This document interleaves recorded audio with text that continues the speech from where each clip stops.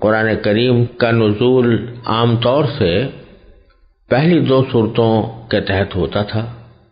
یعنی یا تو حضرت جبریل علیہ السلام کسی انسانی شکل میں آ کر آپ کو قرآن کریم سناتے تھے، یا آپ کو گھنٹیوں کی سی آواز آتی تھی، یعنی فرشتہ آپ کے سامنے نہیں آتا تھا، لیکن جو کچھ قرآن کی آیات نازل ہونی ہوتی تھیں وہ آپ کو ایک آواز کی شکل میں آپ کو سنائی دیتی تھی، جس کے لیے آپ نے پہلے یہ سنا ہے کہ آپ نے فرمایا کہ مجھے گھنٹیوں کی سی آواز آتی ہے۔ بہرحال اس طرح 23 سال تک قرآن کریم کے نزول کا سلسلہ جاری ہوا۔ یہ بات تو اکثر و بیشتر مسلمانوں کو معلوم ہوتی ہے کہ قرآن کریم نازل ہونے کا سلسلہ سب سے پہلے مکہ مکرمہ کے غار حرا میں شروع ہوا، جہاں آپ بکثرت عبادت کی غرض سے اعتکاف کرنے کے لیے تشریف لے جایا کرتے تھے اور تنہائی میں اللہ تبارک و تعالیٰ کی عبادت کرتے تھے۔ وہیں پر سب سے پہلے حضرت جبریل علیہ السلام آپ کے پاس پہلی وحی لے کر آئے، اور یہ پہلی وحی 30ویں پارے کی سورہ علق میں پہلی 5 آیتیں ہیں، یعنی اقرأ بسم ربک الذی خلق خلق الانسان من علق اقرأ وربک الاکرم الذی علم بالقلم علم الانسان ما لم يعلم۔ ان آیتوں سے قرآن کریم کے نزول کا آغاز ہوا، اور پھر وقتاً فوقتاً قرآن کریم کی مختلف آیتیں اور بعض اوقات پوری صورتیں حضور اقدس صلی اللہ علیہ وسلم پر نازل ہوتی رہیں، یہاں تک کہ 23 سال کی مدت میں آپ کے پاس قرآن کریم کا مکمل نزول ہو گیا۔ یہ بات طے شدہ ہے کہ سب سے پہلی آیت اقرأ بسم ربک الذی خلق تھی۔ البتہ سب سے آخری آیت کون سی ہے، اس میں روایتیں مختلف ہیں۔ بہرحال جب بھی قرآن کریم حضور اقدس صلی اللہ علیہ وسلم پر نازل ہوتا یا اس کی کچھ آیتیں آپ پر بطور وحی نازل کی جاتی، تو اس وقت آپ صحابہ کرام میں سے کسی کو بلوا کر اس کو ضبط تحریر میں لے آتے تھے۔ یہ تو ہر مسلمان کو معلوم ہے کہ نبی کریم سرور عالم صلی اللہ علیہ وسلم امی تھے، یعنی آپ لکھتے پڑھتے نہیں تھے، اور اللہ تبارک و تعالیٰ نے آپ کے ذریعے یہ معجزہ ظاہر کرانا تھا کہ ایک طرف آپ امی ہیں، لکھتے پڑھتے نہیں ہیں، اور دوسری طرف آپ کی زبان مبارک پر ایسا کلام جاری ہو رہا ہے جس کے آگے عربوں کے بڑے بڑے فصیح و بلیغ لوگوں نے گھٹنے ٹیک دیے، اور پھر وہ کلام آپ کے حافظے میں اس طرح محفوظ ہو گیا کہ آپ کو کبھی اس سلسلے میں بھول پیش نہیں آئی۔ تو اس سے دنیا کو یہ دکھانا تھا کہ یہ خود آپ کا بنایا ہوا کلام نہیں ہے، بلکہ اللہ جل جلالہ کا بھیجا ہوا کلام ہے۔ اس غرض کے لیے آپ کو امی رکھا گیا تھا، یعنی آپ لکھتے پڑھتے نہیں تھے، لیکن جب قرآن کریم نازل ہوتا تو آپ صحابہ کرام میں سے کسی کو بلا کر اس کو جتنا حصہ نازل ہوا ہے وہ لکھوا دیا کرتے تھے۔ اس موقع پر خاص طور پر حضرت زید بن ثابت رضی اللہ تعالی عنہ اپنا واقعہ بیان فرماتے ہیں۔ وہ فرماتے ہیں کہ جب آپ پر وحی نازل ہوتی تو آپ کو سخت گرمی لگتی تھی، اور آپ کے جسم مبارک پر پسینے کے قطرے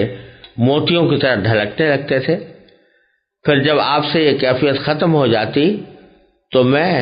کسی جانور کے مونڈھے کی ہڈی یا کسی اور چیز کا کوئی ٹکڑا لے کر خدمت میں حاضر ہوتا، آپ لکھواتے رہتے اور میں لکھتا جاتا، یہاں تک کہ جب میں لکھ کر فارغ ہوتا تو قرآن نقل کرنے کے بوجھ سے مجھے یوں محسوس ہوتا جیسے میری ٹانگ ٹوٹنے والی ہے اور میں کبھی چل نہیں سکوں گا۔ بہرحال جب میں فارغ ہوتا تو آپ فرماتے پڑھو، میں پڑھ کر سناتا، اگر اس میں کوئی فروگزاشت ہوتی تو آپ اس کی اصلاح فرما دیتے اور پھر اسے لوگوں کے سامنے لے آتے۔ حضرت زید بن ثابت رضی اللہ تعالیٰ عنہ کے علاوہ بھی اور بہت سے صحابہ وہی لکھنے کے فرائض انجام دیتے تھے، جن میں حضرات خلفائے راشدین، صدیق اکبر، فاروق اعظم، عثمان غنی، حضرت علی رضی اللہ تعالی عنہ اجمعین، حضرت ابی بن کعب، حضرت زبیر بن عوام، حضرت معاویہ، حضرت مغیرہ بن شعبہ، حضرت خالد بن ولید، حضرت ثابت بن قیس، حضرت ابان بن سعید رضی اللہ تعالی عنہم اجمعین، یہ حضرات بطور خاص قابل ذکر ہیں جن کو آپ وقتاً فوقتاً بلا کر نازل ہونے والی وحی لکھوایا کرتے تھے۔ حضرت عثمان غنی رضی اللہ تعالی عنہ یہ بھی فرماتے ہیں کہ حضور اقدس صلی اللہ علیہ وسلم کا معمول یہ تھا کہ جب قرآن کریم کا کوئی حصہ نازل ہوتا تو آپ وہی لکھنے والوں کو یہ ہدایت بھی فرما دیتے تھے کہ اسے فلاں صورت میں فلاں فلاں آیت کے بعد لکھا جائے۔ اس زمانے میں چونکہ عرب میں کاغذ کم یاب تھا، اس لیے قرآنی آیات زیادہ تر پتھر کی سلوں پر، چمڑوں کے پارچوں پر، کھجور کی شاخوں پر، بانس کے ٹکڑوں پر، درخت کے پتوں اور جانوروں کی ہڈیوں پر لکھی جایا کرتی تھی۔ البتہ کبھی کبھی کاغذ کے ٹکڑے بھی استعمال کیے گئے۔ اس طرح عہد رسالت میں قرآن کریم کا ایک نسخہ تو وہ تھا جو خود نبی کریم سرور دو عالم صلی اللہ علیہ وسلم نے اپنی نگرانی میں لکھوایا تھا، اگرچہ وہ مرتب کتاب کی شکل میں نہیں تھا بلکہ متفرق تحریروں کی شکل میں تھا۔ اس کے ساتھ ہی بعض صحابہ کرام اپنی یادداشت کے لیے قرآن کریم کی آیتیں اپنے پاس لکھ لیا کرتے تھے، اور یہ سلسلہ اسلام کے بالکل ابتدائی عہد سے جاری ہو چکا تھا، جیسا کہ آپ حضرات نے سنا ہوگا کہ حضرت عمر رضی اللہ تعالیٰ عنہ کے اسلام لانے سے پہلے ہی ان کی بہن حضرت اور ان کے بہنوئی حضرت سعید بن زید نے ایک صحیفے میں قرآن کریم کی آیتیں لکھی ہوئی تھیں جو سورہ طٰہٰ پر مشتمل تھی، اور حضرت عمر رضی اللہ تعالیٰ عنہ نے ان کو پڑھا۔ لیکن حضور اقدس صلی اللہ علیہ وسلم کے زمانے میں قرآن کریم کے جتنے نسخے لکھے گئے تھے ان کی کیفیت یہ تھی کہ وہ متفرق اشیاء پر لکھے ہوئے تھے۔ کوئی آیت چمڑے پر لکھی ہوئی ہے، کوئی درخت کے پتے پر لکھی ہوئی ہے، کوئی ہڈی پر، یا وہ مکمل نسخے نہیں تھے۔ کسی صحابی کے پاس ایک صورت لکھی تھی، کسی کے پاس 10-5 صورتیں لکھی ہوئی تھیں، اور کسی کے پاس صرف چند آیتیں تھیں، اور بعض صحابہ کے پاس آیتوں کے ساتھ اس کی تفسیر بھی لکھی ہوئی تھی۔ لیکن اس سے یہ نہ سمجھا جائے کہ یہ نسخے جو متفرق طور پر تیار ہوئے تھے یہ کوئی اجنبی قسم کے نسخے تھے۔ واقع یہ ہے کہ عرب میں سب سے زیادہ بھروسہ اپنے حافظے پر کیا جاتا تھا، اور جو ہی کوئی آیت نازل ہوتی رسول کریم سرور دو عالم صلی اللہ علیہ وسلم اس کو صحابہ کرام کے مجمع کے سامنے پڑھ کر سناتے، اس کو پڑھنے کا طریقہ بھی بتاتے اور سکھاتے، اور لوگوں کو اس کو یاد کرنے کی ترغیب بھی دیتے۔ نتیجہ یہ کہ صحابہ کرام ان آیتوں کو اچھی طرح یاد کرتے تھے، اور یاد کرنے کو پختہ کرنے کے لیے ایک مسلسل سلسلہ یہ تھا کہ نمازوں کے اندر ان کی تلاوت کی جاتی تھی، اور صحابہ کرام میں اس شخص کو بڑا صاحب منصب، بڑا صاحب وسیلہ سمجھا جاتا تھا، افضل سمجھا جاتا تھا، جو جتنا زیادہ قرآن کریم اس کو یاد ہو اتنا ہی اس کو اپنے معاشرے میں فضیلت حاصل ہوتی تھی، لہذا صحابہ کرام ایک دوسرے سے بڑھ چڑھ کر قرآن کریم کو یاد کرنے اور اس کو محفوظ کرنے کی فکر میں رہتے تھے، یہاں تک کہ جب کوئی شخص ہجرت کر کے مکہ مکرمہ سے مدینہ طیبہ آتا تو آپ اسے انصاریوں میں سے کسی کے حوالے فرما دیتے تاکہ وہ اسے قرآن سکھائے، اور مسجد نبوی میں قرآن سیکھنے سکھانے والوں کی آوازوں کا اتنا شور ہونے لگا تھا کہ رسول اللہ صلی اللہ علیہ وسلم کو یہ تاکید فرمانا پڑی کہ اپنی آوازیں پس کرو تاکہ کوئی مغالطہ پیش نہ آئے۔ اس طرح صحابہ کرام نبی کریم صلی اللہ علیہ وسلم سے قرآن کریم کے الفاظ کو بھی پڑھتے تھے، اس کے معنی بھی سیکھتے تھے، اس پر عمل کرنے کا طریقہ بھی سیکھتے تھے، اور اس طرح صحابہ کرام میں بہت بڑی جماعت ایسے حضرات کی تھی جو پورے قرآن کے حافظ تھے، لہذا ایک طرف قرآن کریم حافظوں میں محفوظ تھا اور دوسری طرف حضور اقدس صلی اللہ علیہ وسلم کی لکھوائی ہوئی آیتیں ایک متفرق نسخے کی شکل میں موجود تھی۔ بہت سے صحابہ کرام کے پاس خود ان کے اپنے مجموعے لکھے ہوئے موجود تھے، لیکن جب نبی کریم سرور دو عالم صلی اللہ علیہ وسلم کا وصال ہوا تو حضرت صدیق اکبر رضی اللہ تعالیٰ عنہ نے اپنے عہد خلافت میں یہ ضروری سمجھا کہ قرآن کریم کے ان منتشر حصوں کو یکجا کر کے محفوظ کر دیا جائے، ایک کتابی شکل میں محفوظ کر دیا جائے۔ انہوں نے یہ کارنامہ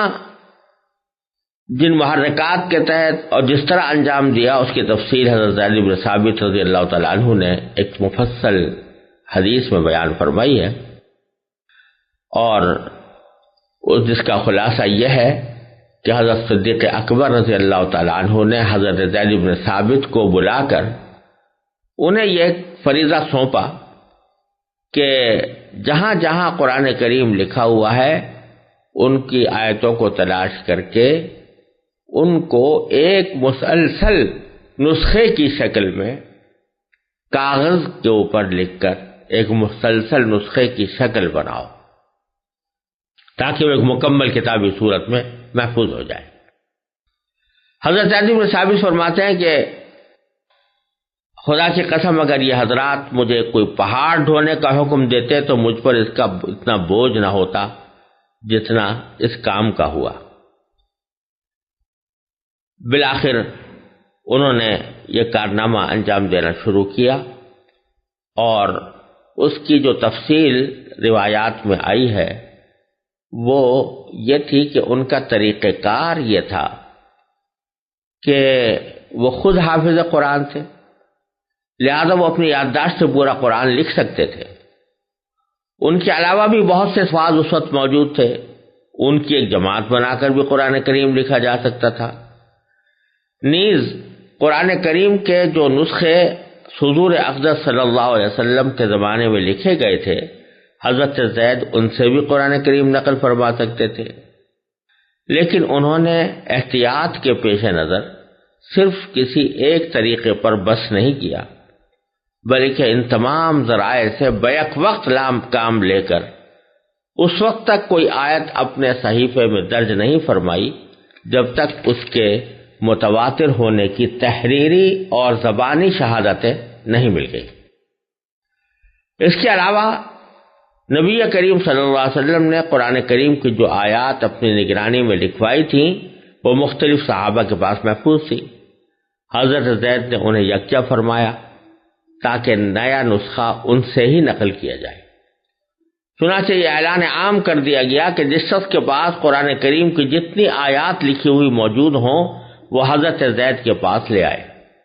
اور جب کوئی شخص ان کے پاس قرآن کریم کی کوئی لکھی ہوئی آیت لے کر آتا تو وہ 4 طریقوں سے اس کی تصدیق کرتے تھے۔ سب سے پہلے اپنی یادداشت سے اس کی توثیق کرتے، پھر حضرت عمر بھی حافظ قرآن تھے، اور روایات سے ثابت ہے کہ حضرت ابو بکر نے ان کو بھی اس کام میں حضرت زید کے ساتھ لگا دیا تھا، اور جب کوئی شخص کوئی آیت لے کر آتا تو حضرت زید اور حضرت عمر دونوں مشترک طور پر اسے وصول کرتے تھے۔ پھر کوئی لکھی ہوئی آیت اس وقت تک قبول نہیں کی جاتی تھی جب تک دو قابل اعتبار گواہوں نے اس بات کی گواہی نہ دی ہو کہ یہ آیت نبی کریم صلی اللہ علیہ وسلم کے سامنے لکھی گئی تھی۔ پھر اس کے بعد ان لکھی ہوئی آیتوں کا ان مجموعے کے ساتھ مقابلہ کیا جاتا تھا جو مختلف صحابہ کرام نے تیار کر رکھے تھے۔ اس طرح یہ قرآن کریم کا پہلا نسخہ حضرت صدیق اکبر رضی اللہ عنہ کے عہد مبارک میں پہلا مکمل نسخہ جو کاغذ پر لکھا ہوا تھا تیار ہوا، اور اس کا فائدہ یہ ہوا کہ یہ ایک ایسا ماخذ اور مرجع بن گیا کہ اگر کبھی کسی شخص کو کسی آیت کے کسی لفظ میں کوئی ذرا بھی شبہ ہو تو وہ اس نسخے کی طرف رجوع کر کے اس کی تصدیق یا توثیق کر سکتا تھا۔ حضرت عثمان رضی اللہ تعالیٰ عنہ کے زمانے تک یہ سلسلہ اسی طرح رہا۔ حضرت عثمان رضی اللہ تعالیٰ عنہ کے عہد مبارک میں اسلام بہت سے مختلف ملکوں کی طرف پھیل چکا تھا۔ شام کے بہت سے علاقے فتح ہو چکے تھے، ایران کے بہت سے علاقوں میں اسلام پہنچ چکا تھا، اور وہاں لوگ قرآن کریم اپنے حافظے سے پڑھتے اور پڑھاتے چلے آ رہے تھے۔ حضرت عثمان رضی اللہ تعالیٰ عنہ کو یہ اندیشہ لاحق ہوا کہ اگر ان کے سامنے کوئی تحریری نسخہ نہ ہوا تو کہیں ایسا نہ ہو کہ ان کے درمیان قرآن کریم کے بارے میں کوئی اختلافات پیدا ہونے لگے، لہذا حضرت عثمان رضی اللہ تعالیٰ عنہ نے یہ چاہا کہ جس طرح ایک نسخہ حضرت صدیق اکبر رضی اللہ تعالیٰ عنہ کے زمانے میں تیار کیا گیا تھا، ویسے ہی 7 نسخے تیار کر کے عالم اسلام کے مختلف خطوں میں بھیج دیے جائیں، جو ہر خطے کے اندر ایک مرجع اور باخذ کی حیثیت اختیار کریں، اور لوگ اگر کہیں کسی قرآن کے کسی لفظ کے پڑھنے میں کوئی تنازع ہو یا کوئی اختلاف ہو تو لوگ اس کی طرف رجوع کر سکیں۔ چنانچہ حضرت عثمان رضی اللہ تعالیٰ عنہ نے حضرت زید بن ثابت رضی اللہ تعالیٰ عنہ کو دوبارہ بلایا اور فرمایا کہ اب وہی کام جو آپ نے حضرت صدیق اکبر کے زمانے میں کیا تھا، اب اسی قسم کا ایک کام یہ ہے کہ آپ 7 ایسے نسخے تیار کریں جس میں سارا قرآن کریم جمع ہو، اور اس میں اس کے جو مختلف پڑھنے کے طریقے ہیں ان سب میں یکسانیت پیدا کر دی جائے، تحریر کے طریقوں میں بھی یکسانیت پیدا کر دی جائے۔ یعنی پہلے ایسا ہوتا تھا کہ کسی شخص نے قرآن کی کوئی آیت کسی ایک رسم الخط میں لکھی، کسی نے دوسرے رسم الخط میں لکھی،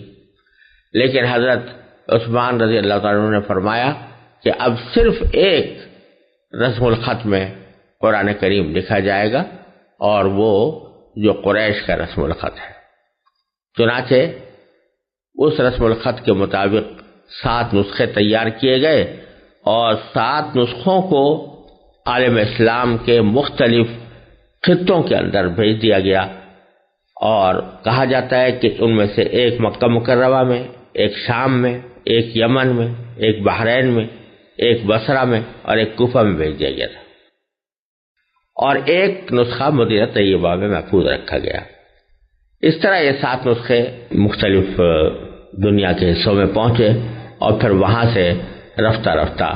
نقل ہو کر پھر ساری دنیا کے اندر پھیلے۔ اور یہ بات ایک مرتبہ پھر واضح کر دینی ضروری ہے کہ یہ نسخے تو در حقیقت ایک مزید توثیق اور تائید کے لیے تیار کیے گئے تھے، ورنہ قرآن کریم کو حفظ کرنے کا سلسلہ نبی کریم سرور دو عالم صلی اللہ علیہ وسلم کے عہد مبارک سے چلا آتا تھا، حضرات صحابہ کرام میں بھی جاری رہا، یہاں تک کہ چھوٹے چھوٹے بچے پورا قرآن حفظ کر لیتے تھے، اور اس بات کا کوئی احتمال بھی باقی نہیں تھا کہ قرآن کریم کے اندر کوئی معاذ اللہ ادنیٰ تبدیلی بھی ہو سکے۔ وآخر دعوانا الحمدللہ رب العالمین۔